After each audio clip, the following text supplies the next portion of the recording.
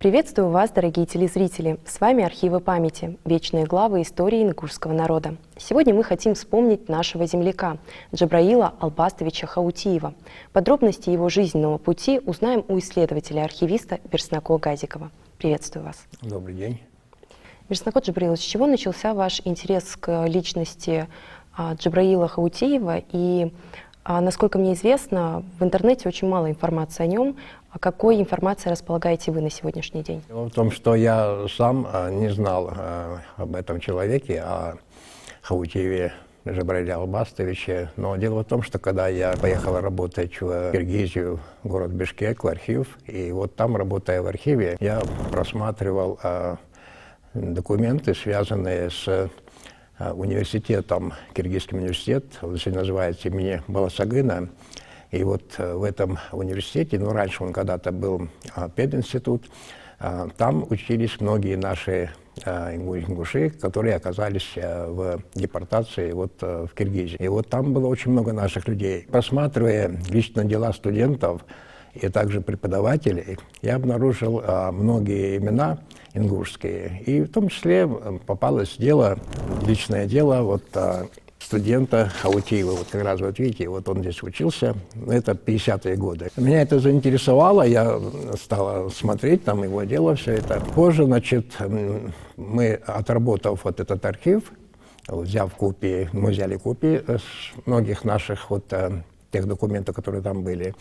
Затем предстояла работа в так называемом партийном архиве. И вот в партийном архиве, он как раз, Джабраил Албастович был членом КПСС, и там было личное дело. И нам удалось взять копии и в этом архиве. Читая вот его биографию, я стал изучать, смотреть, и я был потрясен. Дело в том, что это человек мирного труда, который жил, работал здесь, оказался в депортации. Вот, и там тоже работал на разных должностях, и все эти должности были мирные у него. Позже, когда я уже вернулся здесь, вот уже как бы разговаривал с людьми и говорил, спрашивал, то я встретил двух человек здесь, которые знали его, и знали его с положительной стороны. Говорили, очень был отзывчивый, очень обаятельный человек был. Вы видите, вот у нас даже есть его фотография, вот мы из личного дела взяли. Очень приятный человек. Я, значит, когда изучал, смотрел его личные данные, то меня поразило то, что мы потом дочитаем это, а сейчас просто хотел сказать, что там он работал вот на 38-й год, работал в банке. И вот, будучи в банке, он поступает в Саратовский юридический институт заочно. И проучился там с 1938 по 1941 год. Но, видимо, потом война и прочее помешало ему продолжить эту учебу. И тут вот, когда я это прочитал, меня это как бы тронуло.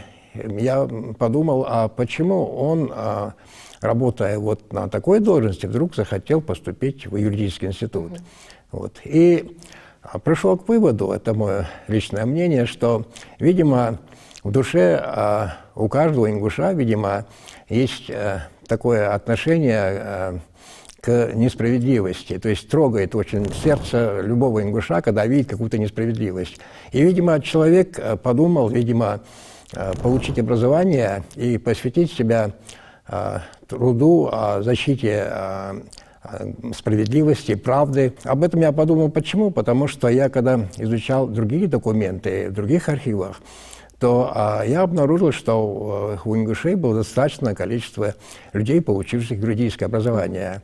И не только современное. Сейчас, в настоящее время, это не надо удивляться, но речь идет о 30-х годах, вот о тех временах. Если не будет у человека в душе вот такого вот мотивации по защите справедливости, правды, то, видимо, с него и не получится хорошего специалиста. А вот то, что у людей это было, вот эта вот внутренняя душа откликается на любую несправедливость, мы видим на примере наших людей, наших деятелей, которые получили юридическое образование.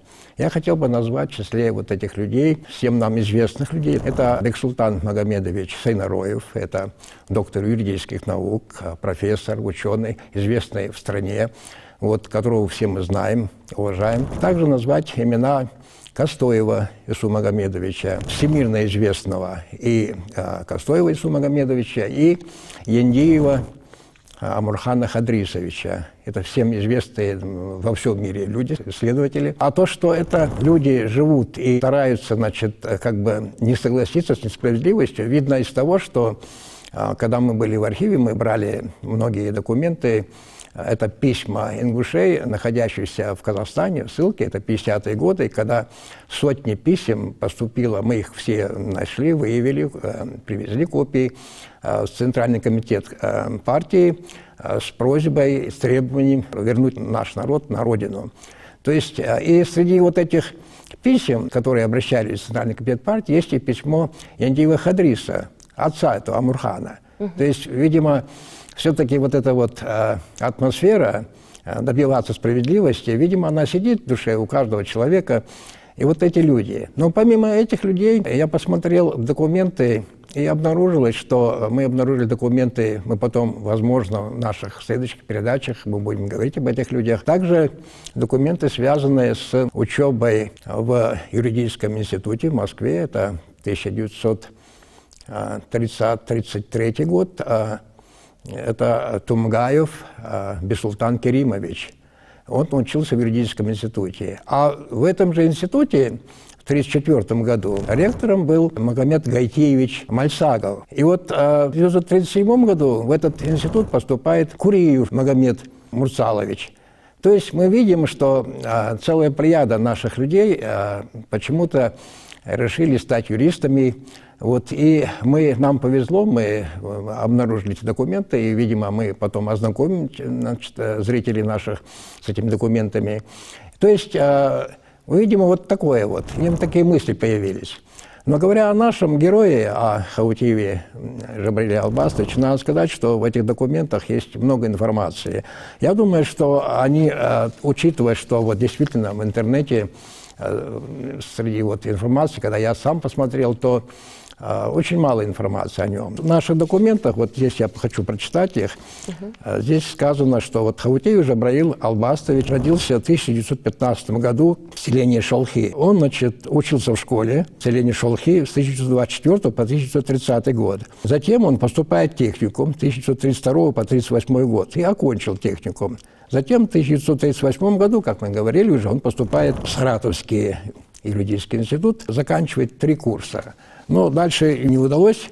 В этих документах вот здесь расписан его послужной список, так сказать. Вот смотрите, какого жизненный путь, какой он трудовой путь у него. С 1930 по 1932 год он помощник бригадира колхоза «Искра Ленина». С 1932 по 1938 год студент Орджоникидзевского техникума путей сообщения. С 1938 по 1942 год управляющий Архонским отделением Госбанка. Затем с 1942 по 1943 год председатель колхоза имени Коминтерна. С 1943 по 1944 год завсектором судебно-прокурорских работников, кадров. Затем с 1944 по 1946 год замначальника строительства комбината Каратау.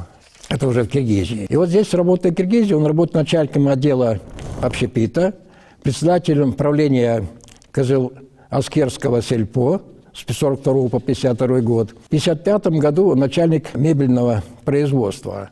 И вот это такие данные у него. Здесь сказано также, что он получил за свою работу, которую он, за свою трудовую деятельность, он получил 3 почетных грамоты, 4 почетных грамоты облпотребсоюза и также благодарности от коллегии Центрсоюза. Сказано также, что он является военным юристом 3-го ранга. Сказано также о семейном положении, что жена у него, сын Алик, Бекхан и Тимур. И адрес город Фрунзе. И этот документ оформлен в 1955 году.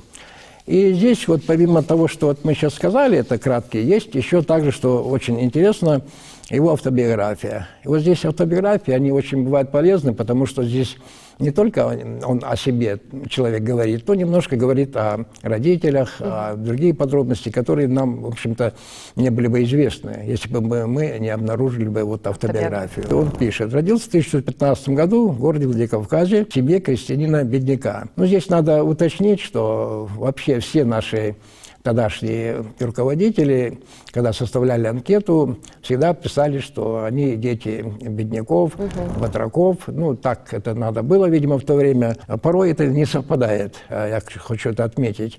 Вот, потому что мы понимаем, что дети элиты, так сказать, дети генералов, там, полковников, которые служили, они, ну, как бы у них было особое положение, поэтому приходилось писать, что они дети бедняков и так далее. Это есть такое.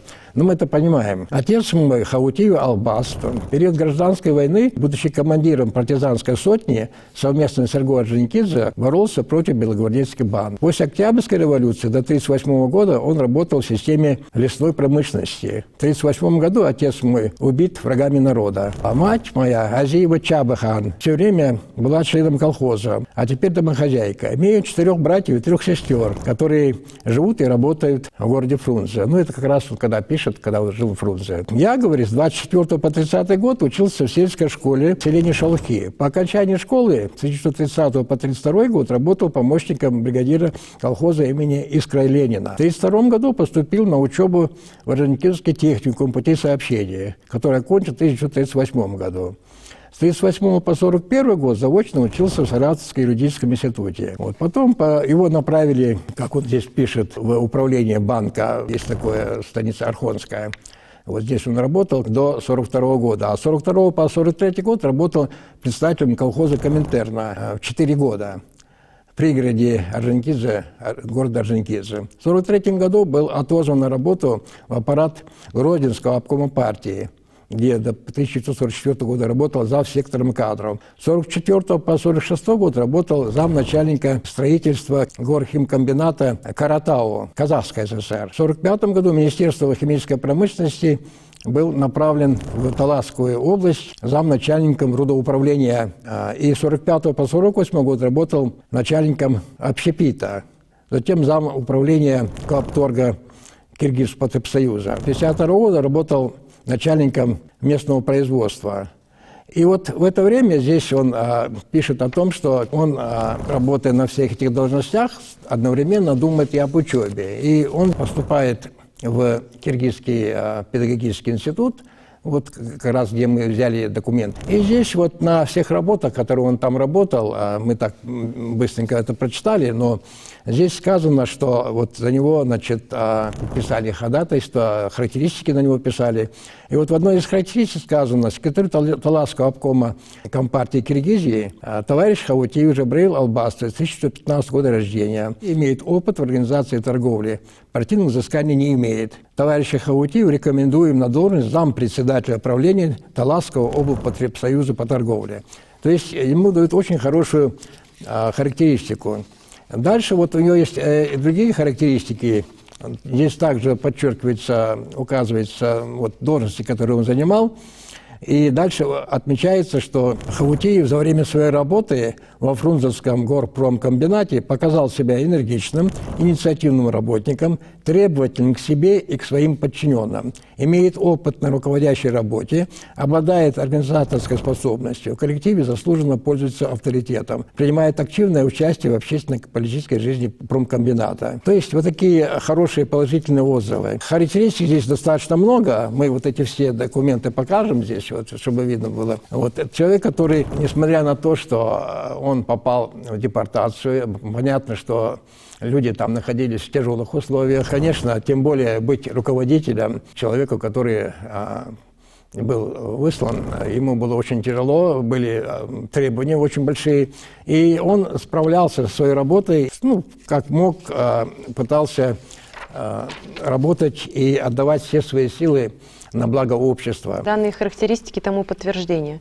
Да, этот человек, конечно, представляет большой интерес для нашей истории, потому что дело в том, что когда люди наши, там, которые были в депортации, были руководителями, им приходилось думать не только о себе, о своей карьере, а думать также о коллективе своем, а также о своих родственниках, о своих земляках.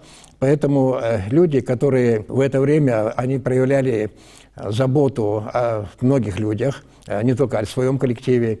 Поэтому по возвращении люди, когда характеризовали человека какого-либо, то то всегда вот вспоминали, как этот человек вел себя во время депортации, ну, какую работу он проводил. И поэтому имя вот Джабраила Албастовича, оно остается в памяти людей с благодарностью.